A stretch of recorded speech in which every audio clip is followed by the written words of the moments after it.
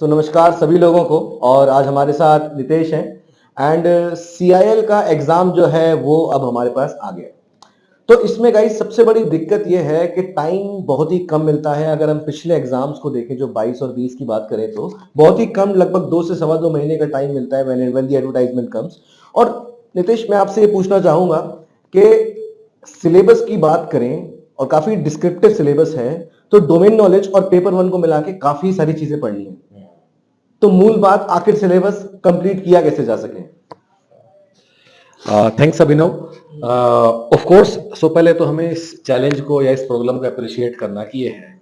और challenge problem क्या है कि जितना बड़ा सिलेबस सीआईएल ने हमें दिया है, अब चाहे सीआईएल आप किसी भी को टारगेट कर रहे हो, HR, metal manager, marketing, law, जो भी आप कर रहे हो, जो सिलेबस हमें सीआईएल ने दिया है और जो टाइम सीआईएल हमें यूजुअली देता है, जैसे कि 1 महीना, 2 महीना, 3 महीना, इनफैक्ट 2022 में तो लास्ट डेट के 1 महीना के अंदर ही पेपर हो गया था। तो इस टाइम में इतना सिलेबस हो भी पाएगा, नहीं हो पाएगा, और अगर नहीं हो पाएगा तो क्या करें? बिकॉज ये बात हमें याद रखनी चाहिए, हमारा पर्पज है एग्जाम को पास करके नौकरी निकालना, न कि सिलेबस कंप्लीट करके विद्वान साबित करना अपने आप को। तो ऐसे में क्या बेस्ट स्ट्रेटजी हो सकती है, इस बारे में हम थोड़ा सा आज बातचीत करेंगे। ठीक है, तो इसी बातचीत को थोड़ा सा बाउंड्री में लाते हुए सर, मैं ये पूछना चाहूंगा कि अगर अगर इन 5 टॉपिक्स को पढ़ने बैठे स्टूडेंट्स, ठीक है, तो क्या ऐसे कुछ की पॉइंट्स हैं किसी भी सब्जेक्ट से रिलेटेड जिसके हिसाब से एक प्रायोरिटी सेट हो सके कि पहले मैं किसको समय दूं, बाद के लिए मैं किसको समय दूं, किस चीज को मैं छोड़ने का रिस्क ले सकता हूं, किस चीज को छोड़ने का मैं बिल्कुल रिस्क नहीं ले सकता? ठीक है। अपने पास सिलेबस क्या है? 2 पेपर है, पेपर 1, पेपर 2। पेपर 1 हमारा प्रोफेशनल नॉलेज है और पेपर 1 को 4 भागों में सीआईएल ने डिवाइड किया है।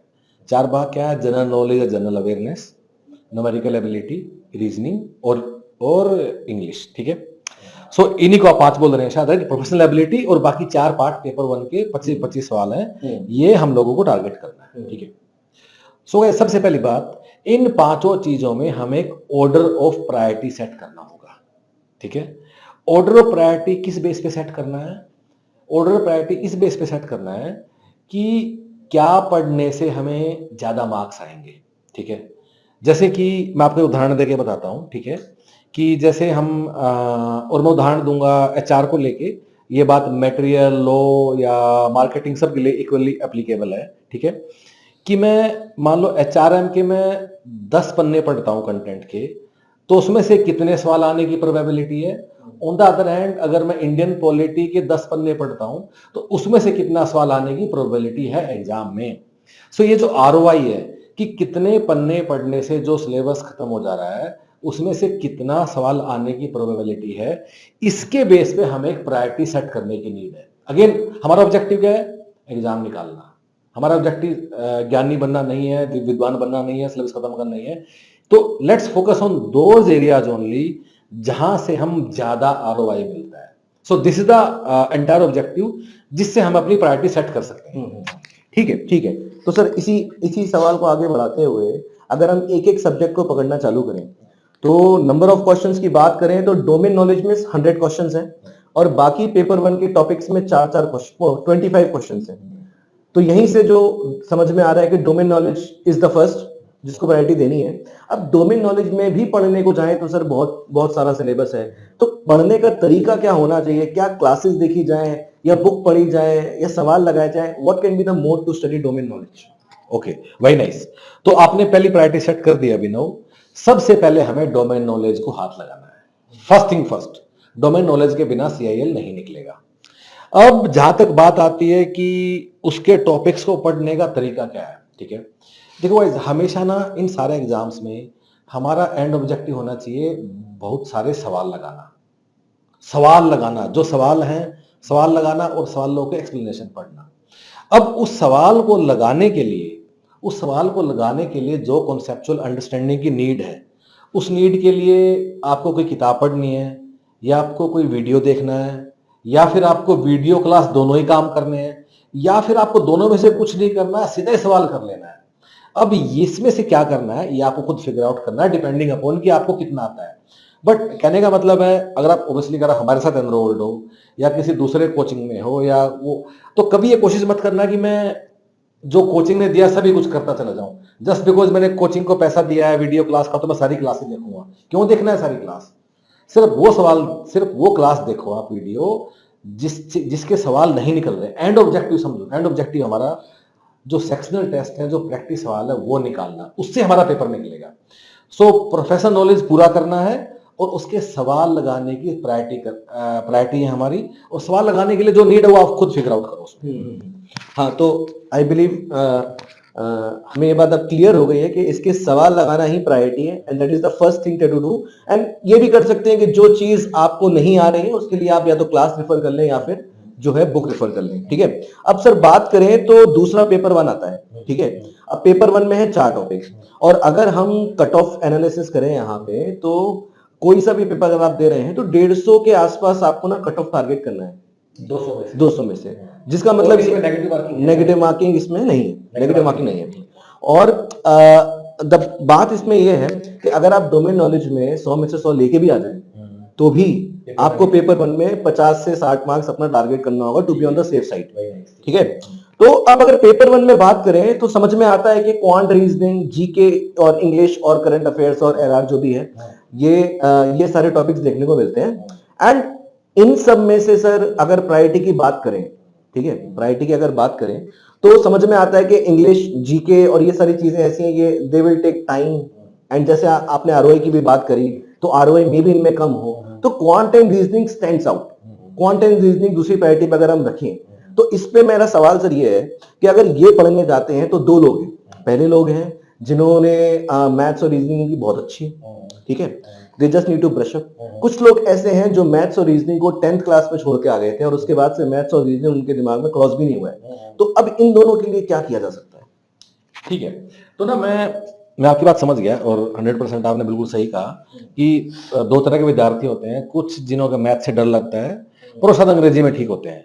कुछ हैं जिनको मैथ्स बढ़िया लगता है, इंजीनियरिंग बैकग्राउंड है, पर अंग्रेजी में थोड़ा उनकी हालत खराब होती है, मेरे जैसे। ठीक है, तो लेकिन जो रीजनिंग है ना, रीजनिंग तो करना ही पड़ेगा।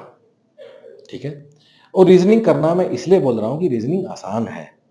रीजनिंग आपको क्या करना है, जो सिलेबस में एक एक कीवर्ड है ना, उसका मेथड समझ लीजिए।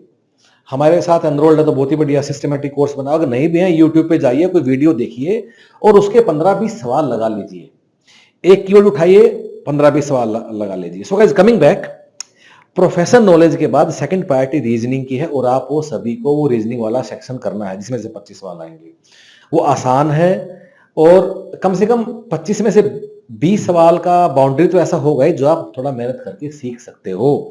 नंबर सीरीज है, लेटर सीरीज है, कोडिंग डिकोडिंग है, या रिलेशनशिप वाले सवाल हैं। हो सकता है कि आप सिलोजिज्म आपसे नहीं हो पाए, तो ऐसे आप उसको अलग थोड़ा कर सकते हो। पर रीजनिंग की सेकंड प्रायोरिटी है सभी लोगों को, चाहे वो मैथ्स में कमजोर है, चाहे वो अंग्रेजी में कमजोर है, चाहे दोनों में कमजोर है, चाहे जो भी है, रीजनिंग नहीं छोड़ सकते। सेकंड प्रायोरिटी रीजनिंग की है। रीजनिंग हम सबको करना है, लेकिन ऐसा मत करना कि एक सवाल को उठा के, एक टॉपिक को उठा के आप कोडिंग डिकोडिंग के 500 सवाल करना बैठ जाओ। मेथड, कीवर्ड उठाओ, मेथड समझो, 15-20 सवाल करो, आगे बढ़ो, आगे बढ़ो, तो आगे बढ़ो, आगे बढ़ो, बस थोड़ा थोड़ा करके आगे बढ़ो। जस्ट क्योंकि जो डिफिकल्टी लेवल है सीआईएल में इतना ज्यादा नहीं है। अगर आपने ठीक ठाक 15-20 सवाल समझे कर लिए होंगे तो प्रोबेबिलिटी हाई है कि आपके सवाल हो जाएंगे। तो सेकंड प्रायोरिटी है हमारा रीजनिंग का। ठीक है, तो ठीक है, तो ये बात एकदम क्लियर है कि चाहे आपकी मैथ्स कमजोर हो, चाहे आपकी मैथ्स कमजोर नहीं हो, रीजनिंग आपको करनी है। अब अगर इसके बाद बात करें तो जीके, मैथ्स एंड इंग्लिश, तो इसमें सबसे पहले मैं पूछना चाहूंगा मैथ्स और इंग्लिश के लिए क्या किया जा सकता है? ओके, अब मैथ्स तो थर्ड प्रायोरिटी पे आते हैं। थर्ड प्रायोरिटी में हमें चूज करना है मैथ्स और इंग्लिश में से। नाउ ये आपको खुद अपने अंदर से फिगर आउट करना है, डिपेंडिंग अपॉन कि आपका कैसा बैकग्राउंड है। जो लोग हिंदी माध्यम से आते हैं, थोड़ा उनको मैथ्स करना होगा। जो थोड़े अच्छे स्कूलों में पढ़े हैं, अंग्रेजी ठीक से समझते हैं, वो अपना अंग्रेजी प्रैक्टिस कीजिए, एंड अकॉर्डिंगली आप अगले वाला अपना सब्जेक्ट डिसाइड कर लीजिए। पर दोनों में से एक तो करना ही होगा। अगर आप बोलोगे मुझे मैथ्स भी नहीं आता, मुझे अंग्रेजी भी नहीं आती, फिर तो मतलब प्रॉब्लम है सीआईएल निकालने में। ठीक है, तो एक चीज और भी है, देखिए बड़ा ना डिस्क्रिप्टिव सिलेबस है। हो सकता है कि आप मैथ्स पढ़ना शुरू करो, और मे बी मैथ्स में कीवर्ड है, जैसे कि कीवर्ड है क्वाड्रेटिक इक्वेशन, तो ठीक है वो शायद वो नहीं हो लोगों से, तो कोई बात नहीं, उस कीवर्ड को छोड़ दो। उसके बाद मान लो एक आसान टॉपिक है मे बी ब्लड रिलेशनशिप या क्वेश्चन ऑन एजेस, वो तो हो सकता है, परसेंटेज वाला तो हो सकता है। तो rather than living everything, go topic by keyword, और जो हो पा रहा है उसको समझ के आगे बढ़ते चले जाओ। ये भी ध्यान रखना, अगर किसी टॉपिक को समझने में बड़ा ज्यादा समय लग रहा है, अगर तुम्हें लगता है कि मुझे सीरीज एपीजीपी समझने में मुझे 3 दिन लग जाएंगे, तो छोड़ दो। थिंक अबाउट आरओआई, जिसको जल्दी पढ़ के समझ पा रहे हो उसको समझ लो, नहीं तो आगे बढ़ो अगेन आगे बढ़ो। तो आपकी थर्ड और फोर्थ प्रायोरिटी रीजनिंग और मैथ्स, डिपेंडिंग अपॉन कि आप उसमें से जो भी आपको कंफर्टेबल मतलब उसमें से लगता है। ठीक है, तो आई होप कि इसके बाद सारी प्रायोरिटी सेट हो गई है। अब मैं फाइनल सवालों पे आता हूँ, और सबसे बड़ा सवाल यहाँ पे फाइनल में ये है कि आखिर जीके जो अपने आप में एक सब्जेक्ट नहीं है, जो एक्चुअली मल्टीट्यूड ऑफ सब्जेक्ट्स हैं, जिसमें पॉलिटी भी है, इकोनॉमी भी है, ज्योग्राफी भी है, इसके साथ साथ करंट अफेयर्स भी हैं, ठीक है। अब उसमें क्या किया जाए, क्योंकि सवाल भी अगर देखे जाए तो सवाल कुछ ऐसे हैं कि 2022 के पेपर से हम जब गो थ्रू कर रहे थे तो हमें पता चला कि उसमें एक सवाल है कि जो छत्रपति शिवाजी महाराज हैं वो जब औरंगजेब की कैद से भागे थे तो वो कौन सा किला था, आगरा था, दिल्ली था, क्या था, ठीक है। एक सवाल है कि आसाम में एक वाइल्ड लाइफ सेंचुरी है, उसका नाम क्या है, तो इसका मतलब और कितने सवाल है हिस्ट्री के पेपर में? इसमें अगर आप देखा जाए तो 25 में से हिस्ट्री 25 में से हिस्ट्री के आपको 4 या 5 सवाल मिल जाएंगे, ठीक है। करंट अफेयर्स मिला के अलग अलग है, देयर इज नो ऑर्डर के उसमें वो है। कुछ सवाल ऐसे हैं कि इस फलाना मिनिस्ट्री का सेक्रेटरी कौन है, करंट सेक्रेटरी कौन है। So these are very varied questions, है ना। ये ऐसे क्वेश्चंस नहीं है कि जिनके लिए मतलब आप एक बुक से पढ़ेंगे, एक दिन में पढ़ेंगे और हो जाएगा। अब सर यहाँ पे क्या डिफरेंशिएशन किया जा सकता है, इसके लिए क्या बताइए। देखो सबसे सिंपल है, और ध्यान से सुनना, जनरल अवेयरनेस और रीजनिंग नहीं पढ़ना है, लिव इट।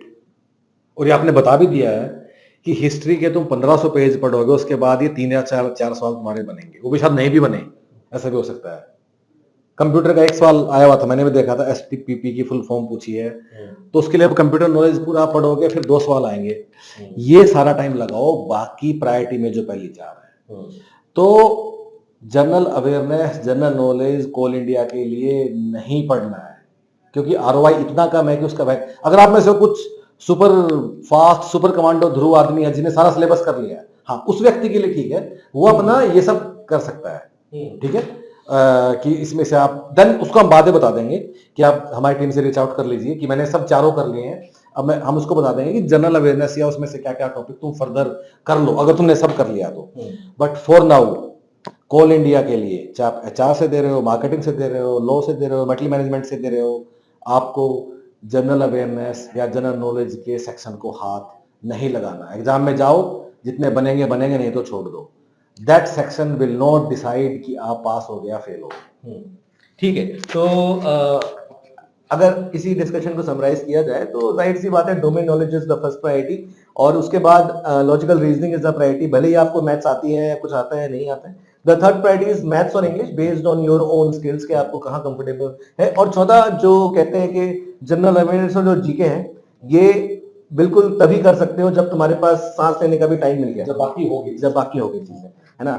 तो this discussion ends here, and sir I will ask you के ह्यूमन वेरिटस का क्या प्लान है सीआईएल के लिए। बड़ा ही सिंपल है, get in touch with our team, enrol करो और पढ़ाई शुरू करो। ज्यादा ज्ञान के पीछे मत भागो, understand the order of priority जो हमने अभी डिस्कस किया है, उसी ऑर्डर में अपने टॉपिक्स खत्म करो, फास्ट सिलेबस खत्म करो, fast. There should be urgency every day. और ये बात मत भूलना कि हमारा ऑब्जेक्टिव ये नहीं है कि हम सारा सिलेबस खत्म करें, हमारा ऑब्जेक्टिव ये है कि हम बाकी लोगों से ज्यादा नंबर ले लें। बस सारे सवाल ठीक नहीं करना है, सारे नंबर हमें नहीं लेने हैं, बस इतने नंबर लेने हैं कि वो बाकी लोगों से ज्यादा हो। और वो कब आएंगे? When we work smartly, when we work more than others, when we put in more hard work than others. बस इतना ही आपको करना है। एंड हमारे साथ एनरोल कर रहे हो, very good, will be happy and your life will be very easy. अगर नहीं कर रहे हो, खुद से कर रहे हो, तो भी आप लोग निकालोगे, आप में से काफी लोग। But just focus on it और स्मार्टली अपना काम आप करो। एंड ऑल्सो हमारे कोर्सेज के लिए get 1 day free trial. Thank you.